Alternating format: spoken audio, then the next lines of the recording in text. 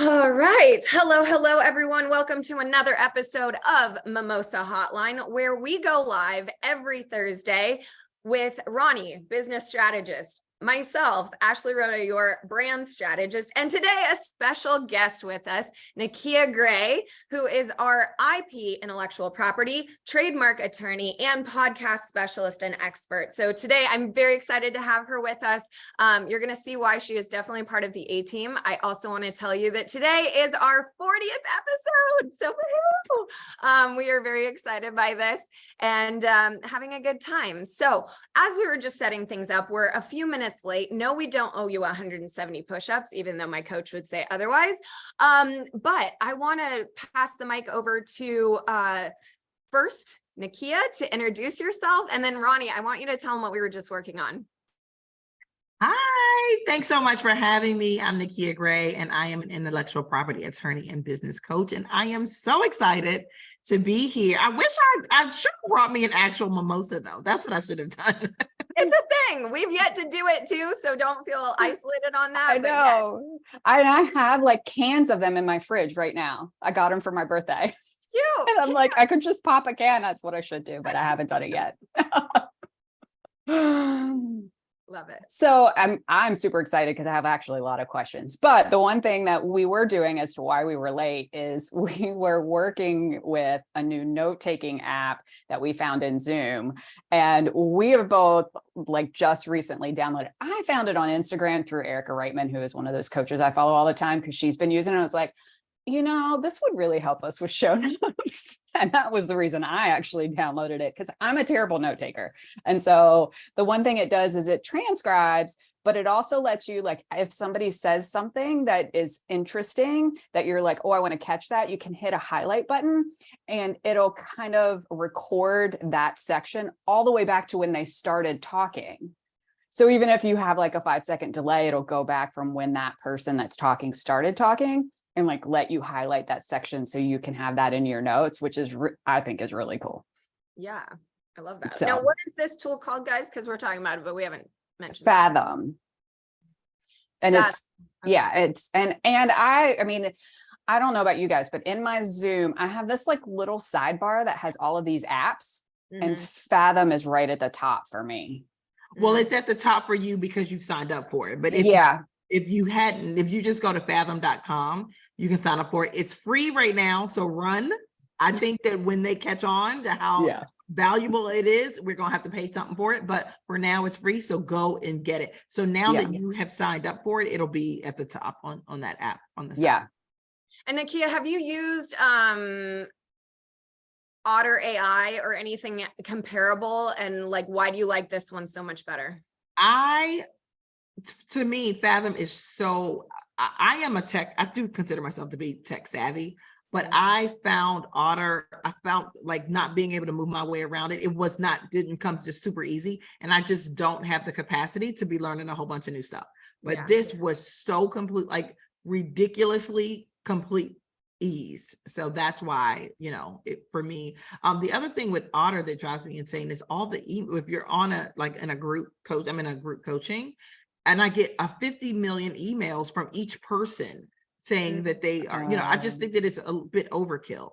But this is like, it just eases in and eases out. I like it. I love that. Yeah. And I'm talking about email, like that is one of my pet peeves, is getting a gazillion emails a day that I don't really need or want, because I am an inbox zero girl. Like at the end of the day, I tend to use my inbox as a to-do list almost. So like as emails come in, generally there's something for me to do with it. So I kind of almost, I have my other apps too I use, but my inbox is kind of a to-do list. And so at the end of the day, if it's zero, then I've done everything I needed to do for whatever is in the inbox. And so getting a bunch of emails is one of those things that just drives me crazy. And I'm like, I know it's just as easy, like just hitting delete to get rid of them, but it just drives me crazy that they're even there. So I actually use a tool called unroll.me. And so it captures all of the emails that come into your inbox, all day long. And then you go in and you can either unsubscribe directly from unroll.me and it'll unsubscribe you, or you can do it in what they call a roll up. And so then the ones you do want to keep, but you don't want them in your inbox individually, they'll send you one email with all of those rolled up into one email so you can skim it. I'm signing up for that. Yeah, I have used it for years. It has like changed my life. I love it. Unroll.me. Unroll.me. Got it. Yeah. See, this is how we do this. It's a little bit of show and tell. It's a little bit of Yep. sharing. It's a lot of just, what do you use? Oh, I use this. And it's that behind the scenes water cooler talk that I think so many of us miss out on when it comes to being entrepreneurs, especially business owners, especially the like face of the company. It's like we need our own special like secret society because we have to have all of the tools. We have to have all of the answers. Yet somehow we're never given the grace of like learning said things. So it's fun. Or for some reason we don't talk about it like it's a secret. Yeah. Yeah. I know. But yeah. Well, Tips tips, tricks, all the fun things. Yeah. I am super excited because I just want to dive in with you, Nakia, because we need you. We love you. We've been secretly stalking you from afar. I know you and I have had a few Zoom teas together, but more so, we really just want to get to know your experience, your expertise, share it with our audience. But also, I think we could use today, Mimosa Hotline as almost like a case study, if you will, and kind of do maybe a little like discovery call of what you might ask people when they come to you, or kind of walk through that. We thought it would be a great sacrificial lamb, but also like a great opportunity to see you in action of things and just talk about how amazing the services are that you provide. Absolutely. This will be fun. Yeah. So I guess where I would start is, I would be curious. Well, I don't know how to fully phrase this. Like we could either go down the like, what are the common questions and misconceptions people have, or we could jump ahead to the things that you wish people would ask, but they end up asking all the wrong things and they should be asking the right things.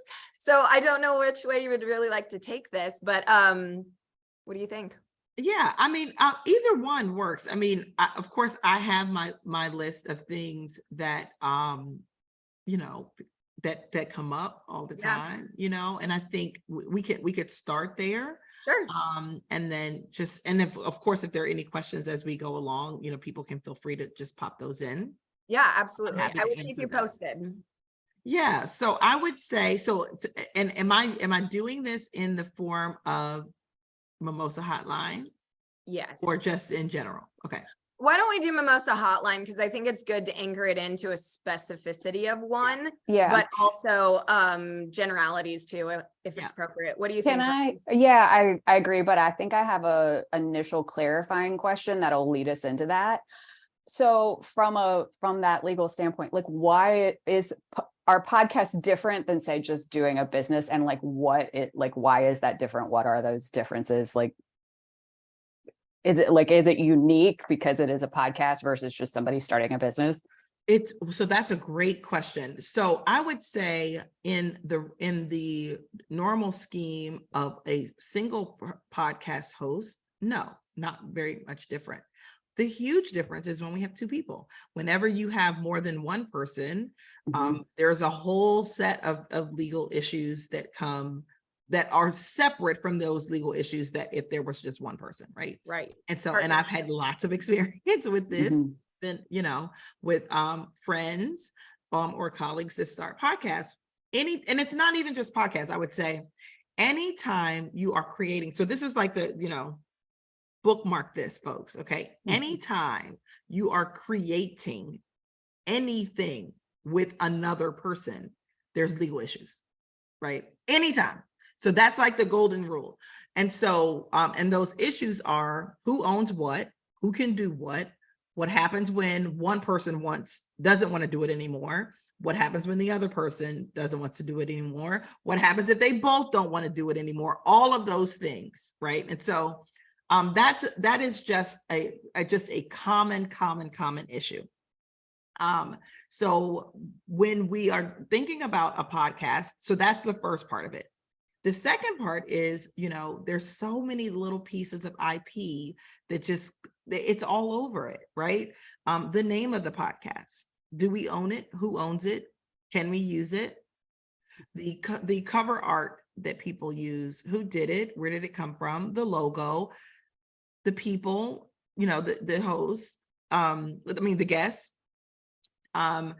did they agree to be interviewed, but then you decide that you want to put it inside your membership and people are paying for it? Did they agree to that?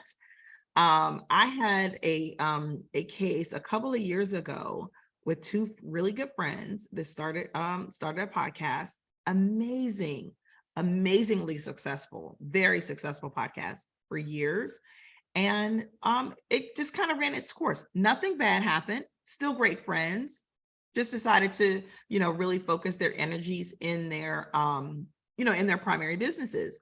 Well, one of the friends, my client, was approached and offered an amazing book deal to turn those podcast episodes into a book. And so, as you can imagine, she's like, oh my God, this is my big break. I'm like, gonna be this amazing author. So she hired me to negotiate the deal. First thing that the publishing house asked for was the partnership agreement between her and her former co-host. There was none. Okay. Second thing that they asked for was the consent and release form for every guest for $0. So no reputable publisher, if Oprah calls, okay, she ain't doing nothing without legal paperwork being in place. Now, lucky for my client, this publishing house wasn't as big as Oprah, and she had me to convince them to give us some time to get these things. Some publishers would just walk away and say, girl, I don't have time. I'm not getting ready to do this with you. You not serious? I don't have time for this. And so I was able to buy time and negotiate an agreement with her friend, sadly to say, former friend. That's a story for a whole nother show. Okay. Right. But that did not go well. And sadly, things just, and then there were some guests who were fine. They knew it was for gratuitous. They knew it was free. But when you come back and you got a lawyer saying, sign this, we got a book deal, it's like, oh, well, how much am I going to be paid? Right. Mm-hmm. So it was a mess. It was a mess. Mm-hmm. And so all of those are things that could have totally, completely been avoided had we did those things from the beginning. Mm-hmm. I love that. I would also ask, my follow-up question is, when do you decide it's official enough to start thinking of this? Is it day one? Is it after the 40th episode? Is it as soon as you look at your friend sideways and you're like, oh, I don't know about you anymore? When is that time where you go from a passion project to a formal effort? I don't know really how to say that. That's a great question. That's a great question. And so I have a DIY trademarking course that I named Make It Official. And I created this course in 2017, and the branding is, it's a ring. And at the time, I think Beyonce's song had just came out. So I was really into this, put a ring. If you like it, then you should put a ring on it. And so, and I use that all the time so when you are, if you're just dating and you're just oh, I might go out with you, but I'm also seeing some other people, I'm not really that serious about it. But when I'm ready to, if I'm really serious about it, I want to put a ring on it, then that's when we need to button up all the legal stuff. That's just a great, my rule of thumb. It's if you are casual, maybe not. But when you're serious and you want to lock it down and be, that's your boo, then you need to put a ring on it and get legal. Mm-hmm. I love that so much, because I know Ronnie and I, as savvy as we are, we did do a partnership contract, because I have personally been so screwed in so many different ways through my entire career that I like to plan divorces before I ever date someone. I like to have my things in a row, and I'm prenup before I even know your name, basically. I'm but what you said, Ashley, I'm so glad that you said that, because that's the other thing, is that it may not even be, does anybody here watch the Housewives franchises? Always. Yes. Okay. So Cynthia Bailey, who used to be on the Real Yes, Housewives, yes. remember her friendship contract that she Oh had? yeah, for Okay. sure. Yes. And so sometimes it may not be the full prenup. It's just like, here are the rules of us dating, girl. This is what we're Yes. gonna do, right? And so it doesn't have to be elaborate. It could be. I'll use the two of you as an example. When did you start this? Actually, almost exactly a year ago. Okay. I think it was June of last year. Honey, Rewind. happy anniversary. Let's rewind to a year ago. You could have said, Yeah. you know what? I have this idea. I want to do this Mimosa Hotline thing. Let's commit to do 40 episodes. Let's commit to do this through Christmas. And let's just so here's our agreement between now and then. And then, for New Year's, we're going to go to Paris and have a mimosa and talk about where we want this to go. It's that simple, I think right? we're slightly psychic because aside from the Paris mimosa, that is exactly what happened. Like Yes. exactly. And Yeah. we actually have a Google Drive or like a Google document that we agreed on the partnership. We outlined what it looked like. We talked about split. We talked about ownership. We talked about who kind of does what our roles were at the time. We put in a 90-day and a 1-year like reevaluation or whatever. Obviously we blew through those because we just were having fun. So like kind of missed those, but we could still go back. And then we both electronically signed it. So it was like, a poor man, in my opinion, poor man's legal document, but it was. No, that's not. That is a very good. No. I'm not going to let you do that. That was a very good way of doing it. Listen, I am very smart and I am worth every penny. And you should definitely have a lawyer do as much as you can, but you are perfectly capable. You are perfectly capable of having what we call a meeting of the minds. And so what you all did, I'm sure, is fine. So it's not poor. I'm not speaking that over this. This is rich. It's giving rich bitch. Okay. Giving rich bitch. It's a rich bitch contract. Sorry. But yeah, we, because by no fault of Ronnie being my friend, poor thing, it gets drugged through many of my triggering moments, but I just know like my biggest win in my life was having a, promissory note from someone. And that saved my life, like quite literally my life, and is everything to me. And I learned, with blessings along the way, I didn't get as screwed as I potentially could have been. But ever since then, I am just very cautious. I don't mean to be cold. I don't mean to be rough with people, but I am just like, I'd rather us all be safe and like make these agreements while everyone's happy and everyone's cordial and understanding than when I meet you in the field, because I know I get scrappy. I'm sure people that are around me will too. Like I would say, bring it on. And I've always said, and Ronnie hears me say this all this time, I'm like, please, come at me, but come prepared, because I already was. Like, it's a thing. And so I love, and one of my favorite people are attorneys. Just like, I'm not like sue happy, but I am protective happy. Like you need to keep your peace and you need to be protected. And I think it's a invaluable thing, because I love people, shout out to our past business bestie and things, Leilani, who literally loves everyone, but I don't trust anyone until I can prove they're trustworthy. Like it's an earned element of my friendship with things. And obviously Ronnie is now my emergency contact. I trust her with my whole life, all of my cats, anything I would have, I would trust her with, and whatever. But even on that level, I still was like, hey, we should do that. And I think we both, I don't know who said, we both came to the table saying like, we need to do this. It wasn't like I invoked it. So I don't want to give myself full credit here, but it's like two smart, savvy businesswomen were like, let's just do something for scratch. It's what it is, but let's get it out on paper. Yeah. I mean, and at the time, like it was very informal because we didn't know what we were doing. It's a passion project at that point. And we did actually. And I think that's one of the keys is just really good communication.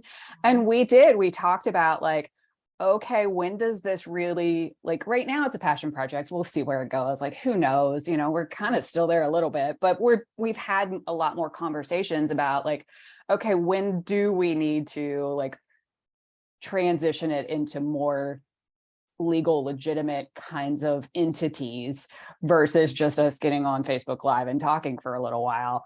But I think that And would even, been the like, key. we get so No. much credit, but Nikia, you're gonna love us because like we were so good even in our account setup. There is its own accounts for everything on social media has its own account. It's not like through one of us or something. Yes. And then even into the banking, we've kept that separate already. Like we planned for success, let's say, and we have intentionally made it its own entity, not like an extension of one of our companies or something. But it has been always from day one very planned. But I don't think everyone has that. Again, you mentioned there's the partnership that's unique, but there's also the business savvy we come to the table with. Other people might be commingling funds, mixing things, doing all this fun stuff, whatever. But even recently, you know, we were talking about bringing on a podcast manager and what that level was and all of the things. So it was really, we're being very mindful in how we set it up. But I think a lot of people could have slipped through some of these cracks that even though we've done, you know, as you say, the rich bitch version, it's still, I think, above and beyond. Even talking to the podcast manager, she was like, oh girls, you're fine, like I'll give you a consult, but like go do this, because that is also our skill. Yeah. And I think too that, you know, sometimes it's not bad, right? Sometimes like I will say most legal disputes are simply a miscommunication and a result of unmanaged expectations, right? It's like, I thought this and you thought something completely different. Doesn't mean I'm right or you're right or wrong. It's just, oh, I totally didn't see it that way, right? And so that is, it's all avoidable when we have conversations and just communicate and say, okay, this is what we're bringing to the table. This is how we want to handle this. Yeah. Which goes to Ronnie and our C's, you know, connections and conversations. We'll leave out the conversions part of this, but connections and conversations, and we can make it communication is our final C for this one. Yes, but absolutely. It's huge. It's vital. I think communication should be everyone's number one skill set, or at least working on it. Yes, absolutely. Absolutely. Well, and I think too, in this particular case, and you can kind of talk to this a little bit more, I guess it's more of a question and a statement at the same time, but I would think like dealing with intellectual property like we do is a kind of a whole different animal in dealing with that, because that's like this ambiguous thing. It's not like a widget you can pick up and take and you know like all of the expenses and the pieces and where it all came from because it's a physical thing. Intellectual property is really kind of like, yeah, it's intangible, right, yet so valuable, right. right? It's like we don't see it, we can't necessarily touch it, but the absence of it or the presence of it can make or break a business and a friendship and a marriage and many other things. Okay. Right. And that's the thing. And I think as creatives and this is part of, you know, why I do what I do. I am a creative as well. People just want to create. They just want to put this thing out into the world. Like, it's like, oh my gosh, I got this. And we aren't really thinking about all of those little pieces. Funny story. I just recorded a TikTok on, did you all hear, since we're talking about housewives, did you hear about Garcelle? Garcelle is being sued by this photographer who, a paparazzi photographer, took a picture of Garcelle from Real Housewives of Beverly Hills. She was walking down the street in New York, took a picture of her. Garcelle took the picture and posted it on Facebook, and she's being sued. And so everyone's tagging me in it. They're like, oh my God, this can't be. And I was like, no, it can be. And it is. And the photographer is absolutely right. Do you think Garcelle was thinking? No, she's just like, oh my God, I look so cute in this. Right. Posted it. Right. She's not thinking she's stealing. She's not thinking, whose intellectual property is this? Right. She's not thinking that. And so, you know, and she's going to lose. I mean, she's going to lose. She needs to pay up. Ugh. So I'd be curious in that situation, like, did she, but then I'm sorry, in the modern day world, I'm like, but okay, if you get to the level where it's suicide, I feel like you didn't share the photo. You like took a screenshot and acted as if it were your own photo. That's where I think she went wrong, right? Like it wouldn't matter. It wouldn't matter. Oh, interesting. She didn't own the photo, right? So the photo is the intellectual property. Right. And I love that you all do C's, because this is how I teach copyright law all the time. Everything is with the C. The creative content that was created is owned by the copyright holder. I'm sorry, the copyright holder owns the creative content that was created. So Right. that's always the case. If you didn't create it, you don't own the copyright. And so she didn't create the picture. The photographer created the picture.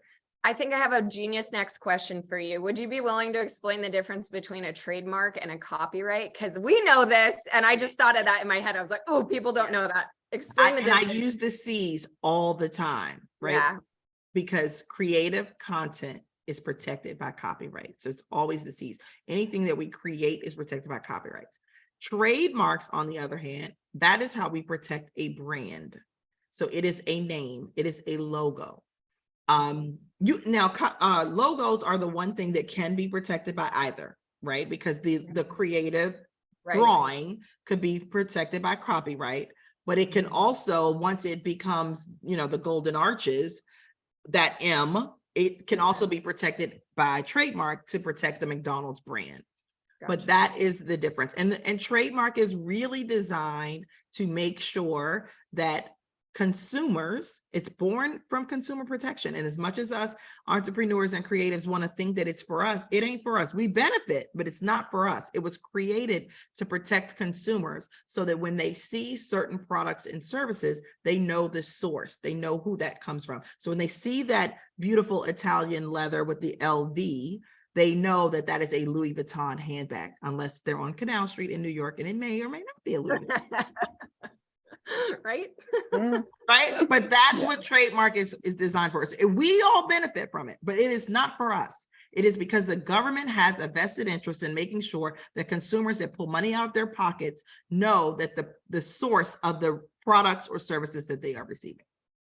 I love that. And copywriting, we don't get into that too much. I know we often will put the mark of a copyright at the bottom of our pages and say that it's has copyright, but to what level do people need to branch into copyright and like protect their assets? Yeah. So, and that's a question that because especially when we're creating so much, it's like, I write a blog every week. Do I need to file to register every blog post? So it just depends on, so let me say this.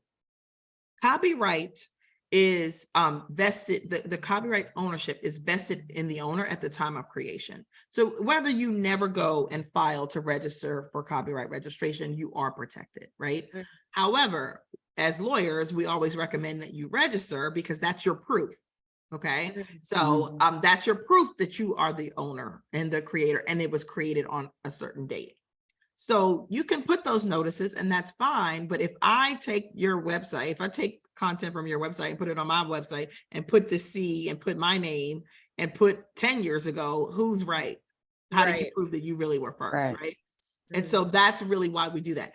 I would say when you are looking to, if there's any chance, the higher the chance of someone ripping you off, the more likely it is that I would recommend that you would get it registered. If you have any plans to distribute, to license, or in the case of my client with the book, to go into a different medium, the protection has to be, you have to have that. I do have clients that have podcasts that do register to copyright their podcast episodes.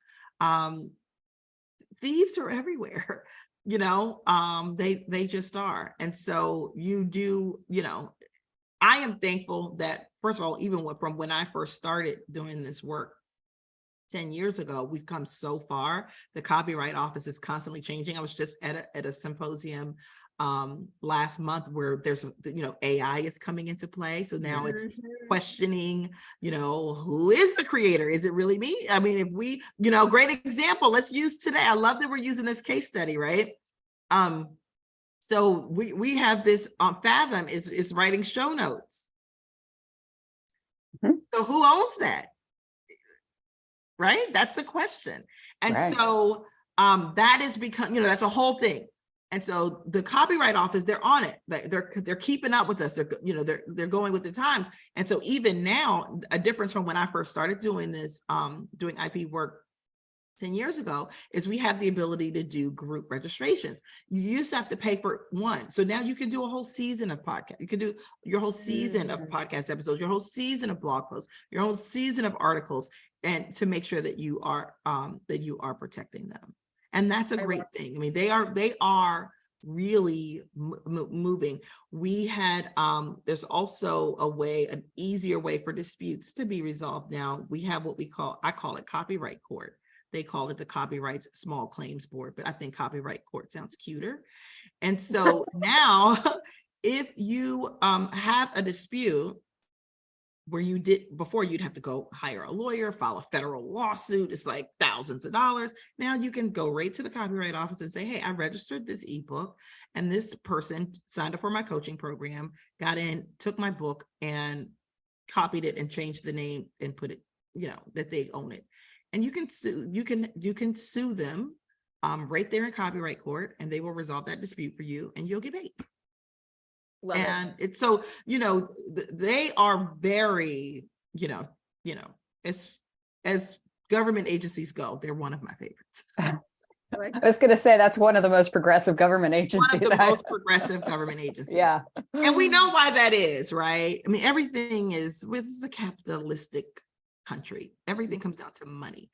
Hollywood and the entertainment industry and the sports industries pump a lot of money into this economy.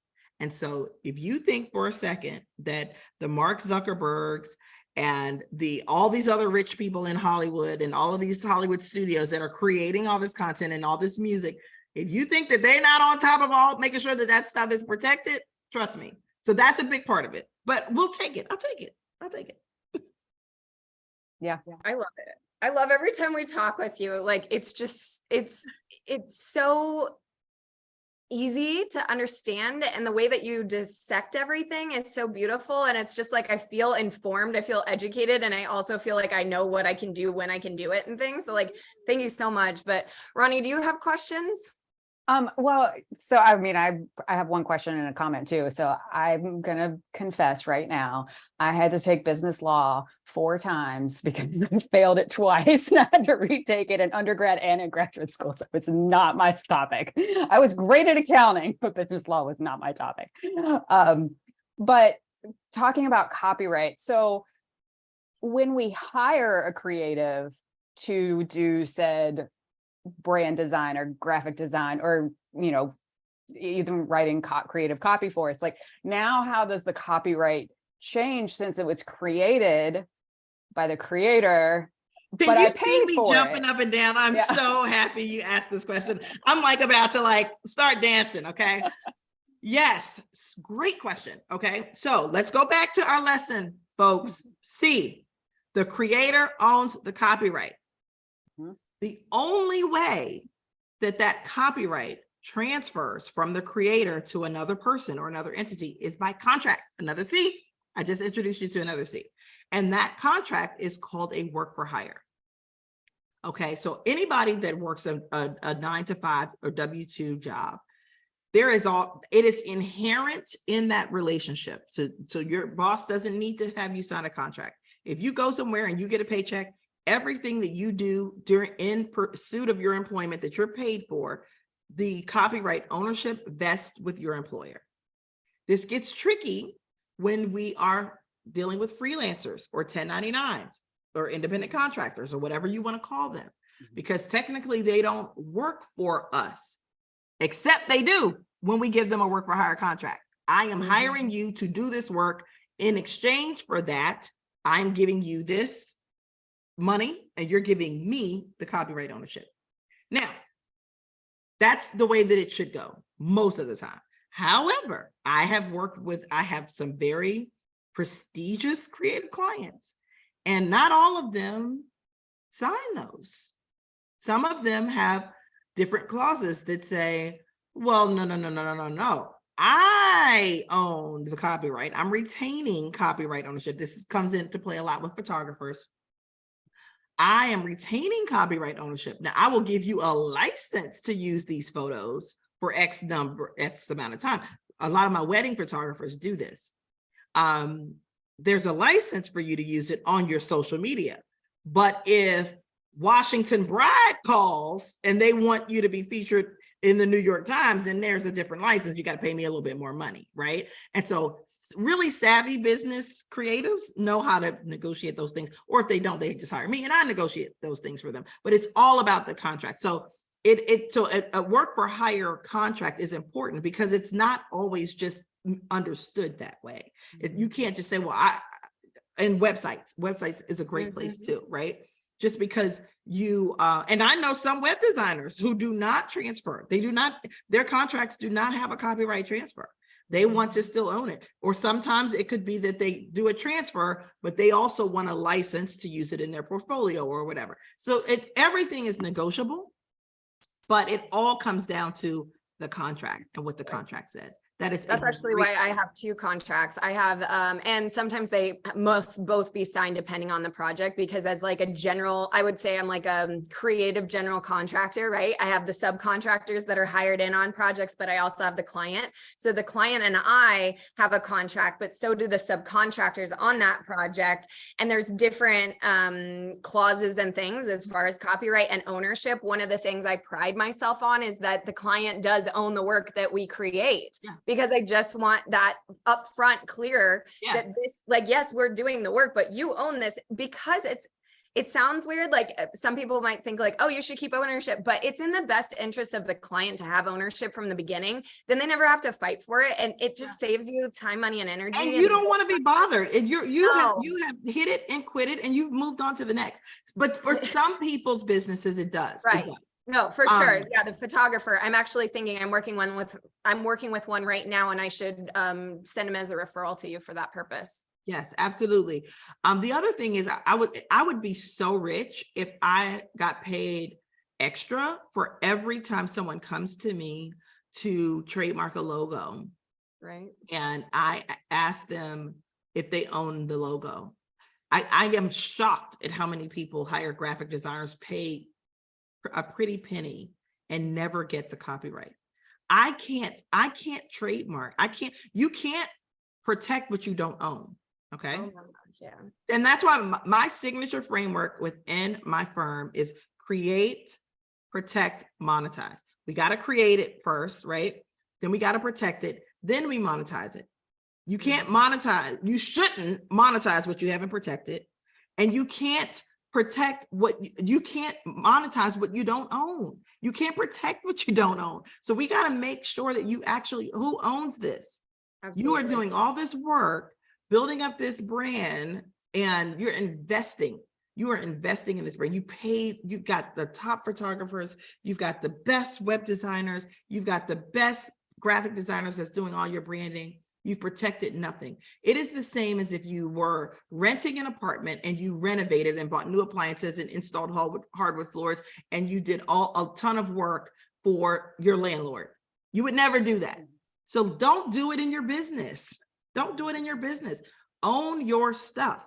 And and that work for hire trips people up every. Oh, and don't get me on if you hire somebody on Fiverr or Upwork. Oh gosh, don't use the F words, not the F words. I say the F words are friend, freelancer, Fiverr, or free. And they are the ones that just really can screw with it. They will leave you. Wait, I don't know that oh, got it. Okay, good. I was like, I think we're laughing too bad, but yeah, it will leave you. Yes. Yeah, it will leave you.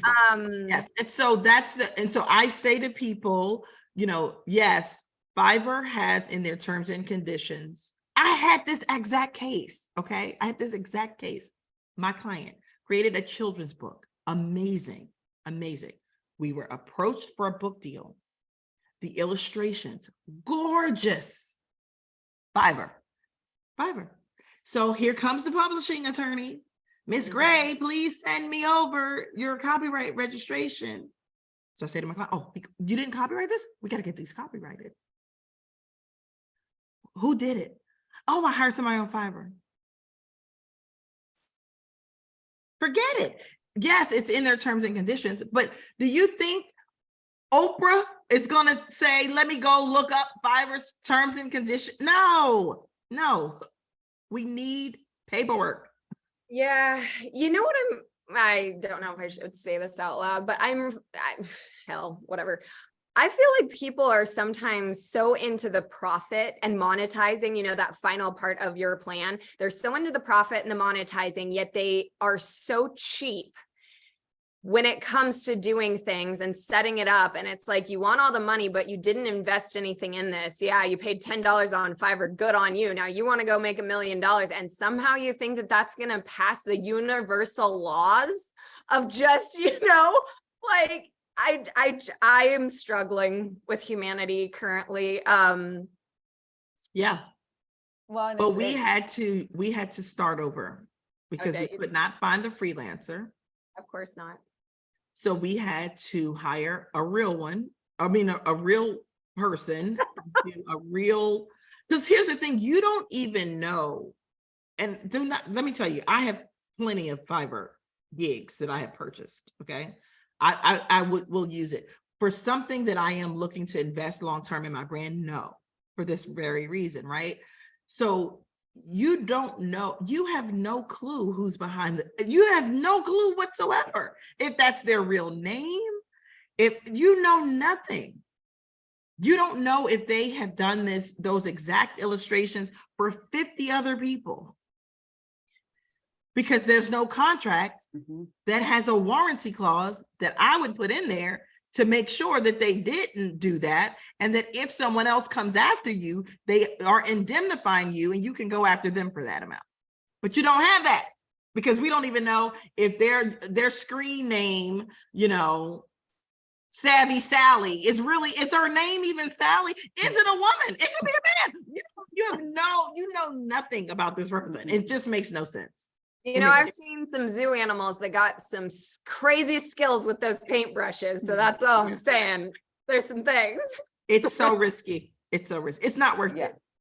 It's not. And, I struggle because I will actually have people and I need Botox so my eyebrows don't give away all of my opinions, but like, they will come to me and be like, well, my favorite one is, sorry, realtors, but you're the first one to do this to me. The realtors always say, well, how are you going to make my branding any different than the other realtors that you work with? Because they are everywhere. And I'm like, the same way that you have not come to me before, I cannot create on behalf of something I've never seen before, right? So like, it just isn't possible for me, but they've worked with the company graphic designers or the in-house marketing services or offers that are blank statement to everyone. Yeah. Like, I don't know. I find it offensive, but at the same time, I get it. Like, that's all you know, but at the same time, know. They don't know. Yeah. They don't know any different. It's our job to teach them. I think we have time for one more question. Ronnie, do you have any burning final questions? Well, no, I was just gonna give it a good example of talking about copyright and licensing. And I'd like to hear you kind of tell a little bit of the difference between that, because that might trip people up. Because I know as a creative, sometimes buying a font or even a photo from Getty, you don't buy the copyright, you buy a license, and there are different licenses for where you use those things. And I think that probably a lot of people that are, entrepreneurs, they're scrapping it all together. They're like, oh, sure. I mean, I'll buy this font for $10, but it's only for personal use, not commercial use. So I think that's kind of a good distinction to talk about, what's the difference between a copyright and a license, and how do I determine actually what I need? I did a whole TikTok on this because Nike just had a multi-million-dollar lawsuit. Nike was sued and lost for using a font that they did not have the proper license for. And I start the tick off by saying Nike was just sued for doing something that probably you and I have done. Okay. I stay on creative market buying. I'm obsessed with fonts, right? And so, yes, understanding. So two things I want to say, because when I said licensing earlier, I was talking about you as the creator being the licensor. But what you're asking me is when you are the licensee, meaning you have purchased a license to use something. understanding it is so critical that you read this. Oh, this comes up with podcasts. Let's bring this back to podcasts. I've had this issue with podcasts with intro and outro music too. Mm-hmm. And it always comes when a deal is on. It always comes when a deal is on table. A very good client of mine had a distribution deal on the table, and we needed to prove ownership of everything. And the intro, the license that she had purchased, the license to use that music, was a personal license. Personal license means you can use it for personal things like your baby shower music, your wedding video, your gender reveal video that you're using to post on social media. It cannot be used for any commercial purpose, meaning it's not in connection with the sale of any goods or services. And so, and then when it comes to fonts, there are different ones. Sometimes there is a website one that it costs more than just one that you're going to put in Canva. So and there are issues with Canva fonts too, by the way. Be careful there as well. But understanding the license that you have. I am at a stage where I don't want to stress about that. So I just get everything created so that I know that I own it. I used to have a photographer on retainer, and I would get photos every month. I had a mini photo shoot every month. I started utilizing my photo shoot to even get stock photos because I just did not want to deal with all of the different types of licenses and all of that stuff because it's just can be confusing. So making sure that when you are getting a license for something, that you understand what that license is, whether it's commercial or personal. If you're using it in connection with your business, it must be a personal license. Great question. And so the creators then still holds the copyright. They still hold the copyright. They're just giving you a license to use. So they're basically monetizing their creative copyright. Yes. And that's a great question because that also hinders you from copywriting it. So if I purchase a font on Creative Market and I've got, even if I have purchased the commercial license, right? And I've got an ebook that I am selling, I can't copyright my ebook without disclosing that I don't own every element in there, right? So then because that font, I don't have that license to own it. So that's another layer. So making sure that you understand the license and with web, don't be cheap and try to buy the cheaper one because they are tracking it. Okay. And they know how many visitors you're going to get on that website.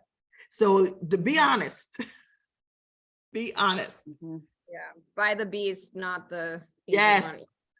And all of the themes that we use, it's the theme, it's the fonts, it's the stock photography, and the commercial license for all of those. And did I say font? I'm pretty sure I did, but it's you have to have that. And I just worry about people I don't know, maybe I shouldn't because it's too big of a beast to handle, but it's like, I know you're trying. I know you don't have the initial capital to get this off the ground. So you're just, by the bootstraps. I get it. And I think hustle culture really encourages us to, burn the boats and get out there and do this right. But oh my God, it's like the things that we see and, websites, I feel like are this dangerous area for I basically run a refugee camp of who did it wrong and I have to do it right. And then I'm making it over again and all the things. And it's a mess. Well, and I think with a lot of entrepreneurs too, because this is something I say with my clients all the time is you go into business because you do something, which is not necessarily run a business, right? Like most people go into something because they did something, but they don't have an MBA to run a business. Like that's not what they do. And I think they get into these things and it's confusing. Like, you have all these different license kinds of levels and you're like, I don't know what I need. And it's confusing and they're being cheap. Yeah. And, at the same time. And so I also always tell people, and this is kind of harsh, but I'm like, if you don't have $100 to spend on your business, you don't have a business. Yeah, absolutely. Absolutely. You know, like That's so true. I say the same thing. You are really, really, really good at blank. Put whatever it is that you do in that blank. What you're not good at is running a business. You're not. And that's okay. It's okay. You don't know what you don't know. And so you should pay someone to tell you. yeah, And people that we're paying because they don't know either, but they market that they do. And it's yeah. like, Well, just, I, again, me being me, I'm just like second opinions, people. Just always have second opinions, like always. yeah. Well, and I tell my clients too, like with any decision you make in your business, you only have 3 choices. You either learn how to do it yourself, you hire somebody to do it, or you do nothing at all. Yeah. Those are your only 3 options. Only So like if it comes to running a business and you don't want to learn how to do it yourself, hire somebody to help you. Yeah. Or don't do it at all. That's a perfectly okay decision to make. And the most expensive one. Right. I want us to end on your fabulous package of setting up podcasts for people. I know that you offer this, all of the legal backgrounds, the contracts, everything. Would you give like your fabulous pitch of that program, what it is, what's included, where people can find it? Because I think that, yes, we had so much fun getting into the specificities of things, but I really want people to know you for all of your awesomeness, and specifically this, if they have a podcast as well.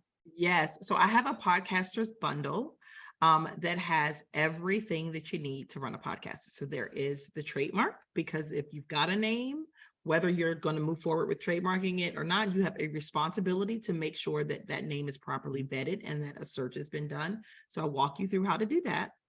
And then and to trademark it if you choose, right? But at least doing the search initially.